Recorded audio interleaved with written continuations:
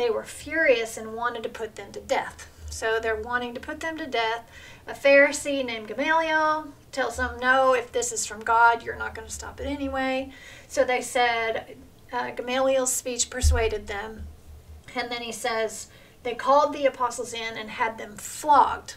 So, ouch. Yeah, that's some major punishment. Right, That's right. not something lightly. I mean, they're not being crucified, but they are being flogged for what they're standing up for. And it says in verse 41, Acts 5:41, it says, the apostles left the Sanhedrin rejoicing because they had been counted worthy of suffering disgrace for the name. Yeah. So they leave, Peter and the apostles leave rejoicing because they've suffered for Jesus' name. Yeah. So Because they saw Jesus suffered, and now they realize we're being like him. Yes. Yeah, that it's, it's not all swords, it's not all happy, it's not all great. There's going to be some hard suffering times, but we're going to rejoice because we're counted worthy. Yeah, and that's not easy. Right. And we see Peter go from no, that's not happening, to a place when he has filled with the Spirit where he's able to rejoice when he suffers. And we have that same Spirit.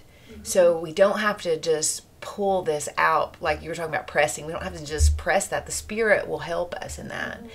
And I think, again, it's the beauty of the study of Peter is that we have so much of his life to look at. We get to see an example of him doing that in his life in Acts, and then in his letter in 1 Peter chapter 4, verse 12, he says, beloved, do not be surprised at the fiery trial when it comes upon you to test you, as though something strange were happening to you. But rejoice insofar as you share Christ's suffering, that you may also rejoice and be glad when his glory is revealed. So not only do we see the writer,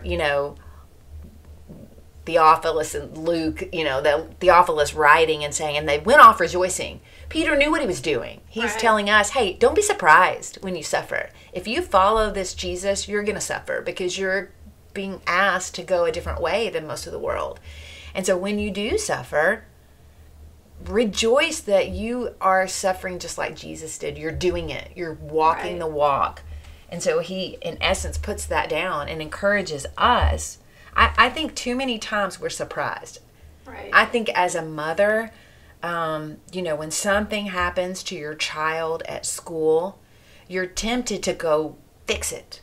To go and try to talk to the powers that be and say, hey, my child was wronged.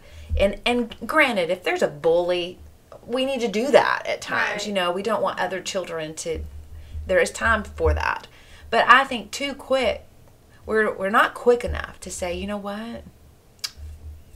We're not supposed to be surprised when things like this happen. Right. When you're doing the right thing, sometimes it doesn't go well. Yeah. Jesus said, don't be surprised. Right.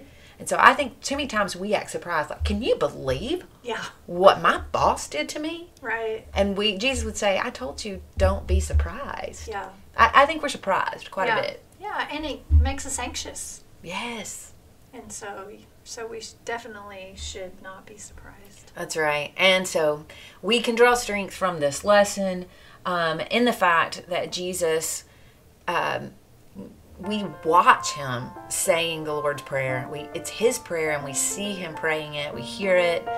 And I think it gives us hope for how to handle our own dark nights of the soul. Yes. Thanks for listening and journeying with us on this side of the ceiling.